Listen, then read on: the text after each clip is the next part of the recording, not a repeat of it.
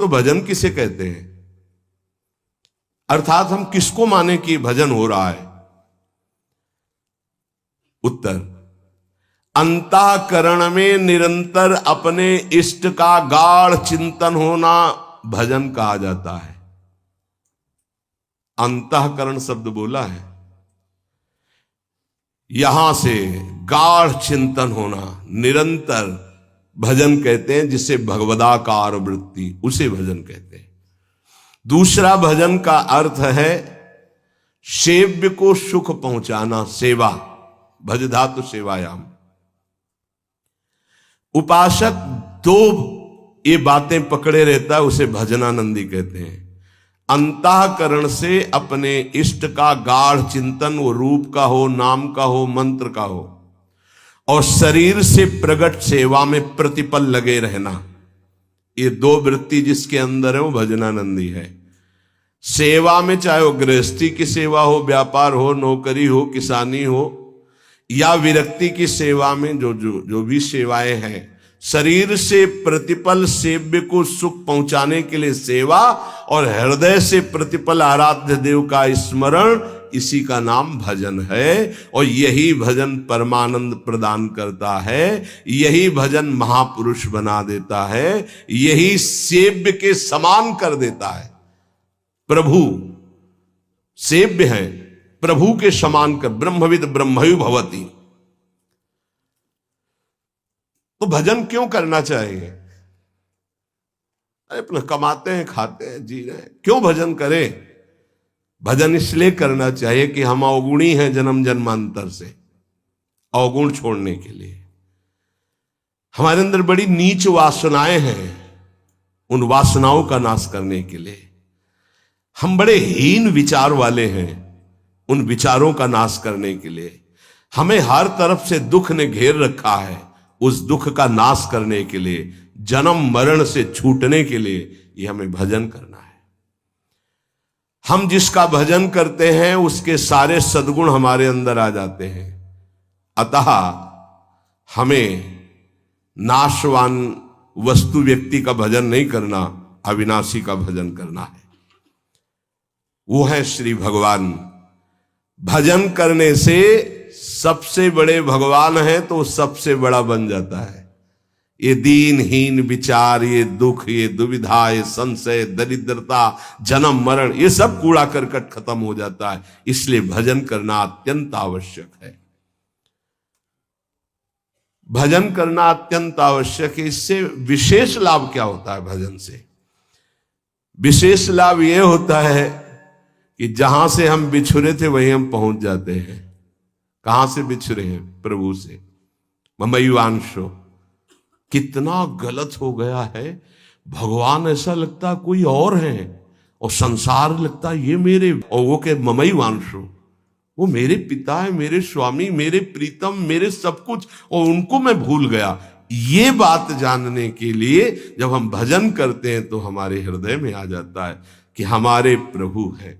फिर जो सुख प्राप्त होता है वो कभी किसी लोक और भोग में नहीं प्राप्त हो सकता।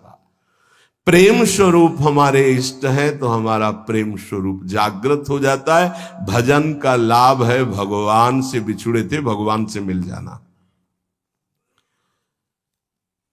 अगर भजन ना करे तो,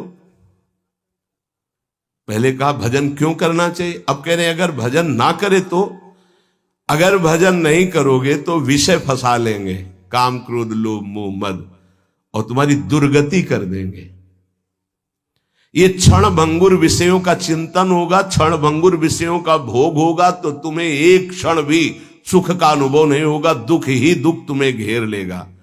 अतः निरंतर भजन करने के लिए इसीलिए कहा जाता है कि कोई विषय चिंतन न बने, कोई विषय क्रिया ना हो, कोई विषय हमें दुख में फंसा ना पावे। सबसे बड़ा लाभ निरंतर भजन है।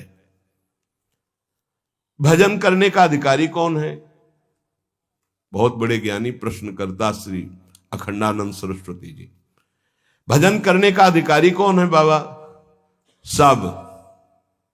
सब भजन करने के अधिकार, सबका अधिकार है भजन करने। बाल बच्चा कोई भी, पुरुष नपुंसक नारी वा जीव चराचर कोई, सर्वभाव भज कपट तज मोहि परम प्रिय सोय।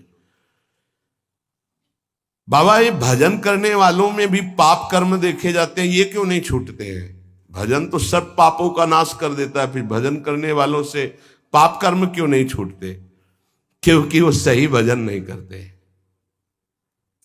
बहुत ध्यान से समझना, वो विषय चिंतन करते हैं, विषय भोग करते हैं, उस समय भजन छोड़ देते हैं, जिससे पाप बनता है, भजन में अरुचि होती है। हम इसीलिए तो कह रहे हैं निरंतर भजन करो, विषय चिंतन मत करो। जो भजन भी करता है और विषय चिंतन और विषय भोग भी करता है, उसको जन्म जन्मांतर लग जाएंगे, बाबा कह रहे हैं। क्योंकि जन्म जन्मांतर इसी से होते चले आ रहे हैं, बार बार विषय चिंतन, बार बार विषय भोग। इसीलिए तो हम कहते हैं भैया, एक जन्म का सारा मेहनत समय इस बात में लगा लो कि विषय चिंतन न होने पावे, पाप कर्म न होने पावे, भजन बन जाए। हम अगर एक जन्म प्रभु को दे देते तो अनंत जन्मों की बिगड़ी बन जाती, तो घाटा थोड़ी है, लाभ ही लाभ है। जितना समय भजन नहीं करेंगे उतना समय मन विषय चिंतन करेगा और आपके द्वारा पाप कर्म हो ही जाएगा। पाप कर्म होगा तो सबसे पहले गुरु में अश्रद्धा होगी, फिर इष्ट भजन में अरुचि होगी। ये उसका लक्ष्य। कहीं भी अपराध करो, वो पहले आपके गुरु संबंध को तोड़ेगा, तभी तुम्हारे ऊपर प्रहार कर सकता है। नहीं, गुरु कृपा पात्र पर प्रहार नहीं कर सकती माया। पहला कार्य करेगी, गुरु संबंध छुड़वाएगी, इष्ट चिंतन छुड़वाएगी। इसलिए हम कहते हैं जितना जितना समय तुम विषय चिंतन में देते हो, अगर वो भी भजन में दे दो तो पाप छूट जाएंगे, नहीं तो पाप कर्म होते रहेंगे, भजन का अनुभव नहीं होगा। कहा जाता है कि भजन करने वाला एकांत सेवन करे। इसका मतलब क्या होता है? क्योंकि हम जब वृत्ति को एक ईश्वर में, प्रभु में लगाना चाहते हैं, तो यदि हम ज्यादा भजन विरोधी व्यक्तियों का संग करेंगे, व्यवहार करेंगे, खान पान करेंगे, तो हमारी वृत्ति भजन में नहीं लगेगी। हमारा खान पान, हमारा व्यवहार एकांतिक होना चाहिए। कैसा एकांतिक? हम 501 ही प्रभु का नाम जपने वाले पा रहे हैं तो हम अकेले पा रहे हैं, ऐसा समझ लो। और 2 व्यक्ति हैं, एक विषयी है, प्रपंची है, तो मान लो हमारा भारी कुसंग हो रहा है। हम 500 में भी एक हैं और वहां एक में भी हम भारी प्रपंच में फंसे हुए हैं। ये एकांतिक भाषा को समझ लीजिए। हम इतने लोग बैठे हैं इस समय, सब एकांत है। बोलो किसके मन में क्या चल रहा है? एक प्रभु की चर्चा सुन रहे तो हम सबका मन एक ही है। एकांत का मतलब होता है अपने इष्ट के अनुरागियों का ही संग करना, अपने इष्ट में ही प्रीति हो ऐसा खान पान व्यवहार करना। इष्ट विरोधी वृत्ति, इष्ट विरोधी व्यक्ति, इष्ट विरोधी व्यवहार, इसका त्यागी सदैव एकांतिक ही माना जाता है। एकांत में कमरे में पड़ा है, इष्ट विरोधी चिंतन कर रहा है, प्रपंची। एक केवल साथ चल रहा है, वो इष्ट विरोधी व्यवहारी है, प्रपंच। 1000 लोग एक साथ बैठे हुए हैं इष्ट के अनुकूल, वो एक माना जाएगा। वैसे मुख्य बात भजन करने वालों को क्या नहीं करना चाहिए? तो मुख्य बात है प्रवृत्ति में रहने वाले लोगों का संग नहीं करना चाहिए। प्रवृत्ति विषय भोगों में।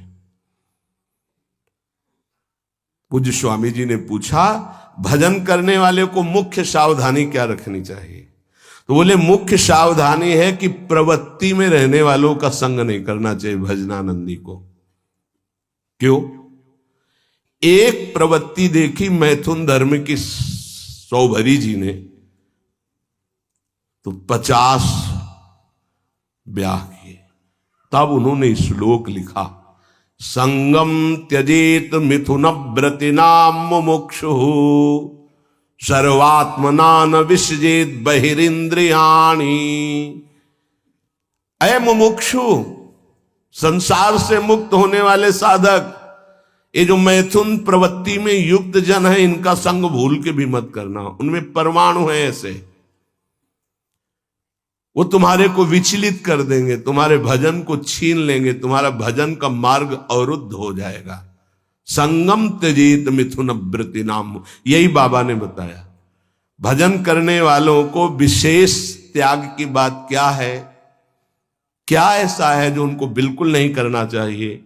तो बोले जो प्रवृत्ति में, संसार के भोगों में है, निवृत्ति मार्ग के उपासक, भगवत प्राप्ति के मार्ग के उपासक, उनका संग नहीं करना, उनके साथ चलना, उनसे संभाषण करना, ऐसा। अगर भगवत चर्चा जनित प्रश्न है, आप उत्तर देने की क्षमता रखते हैं, इसके बाद राग नहीं करेंगे, क्षमता का मतलब समझते हो? जैसे हम आपसे संभाषण किया, अब आपकी याद नहीं आनी चाहिए संभाषण हटने के बाद। अगर आपकी छवि आई हमारे दिमाग में, आपका चिंतन हुआ, तो इसका मतलब आप अभी अधिकारी नहीं हैं। लाखों से संभाषण हो, लेकिन सब में राधा वल्लभ लाल की ही स्मृति रहे, राधा वल्लभ लाल एकांतिक में ध्यान में रहने चाहिए, एक भी छवि बाहरी नहीं आनी चाहिए, तब वो अधिकार प्राप्त होता है समाज सेवा का, उपासक को। अधिकाधिक भजन में प्रवृत्ति करने वाले को ऐसे संग का त्याग करना चाहिए। बहुत जोरदार का संग होता है प्रपंच का। जैसे संत संग की महिमा है, ऐसे प्रवृत्ति मार्ग के संग की भी महिमा है।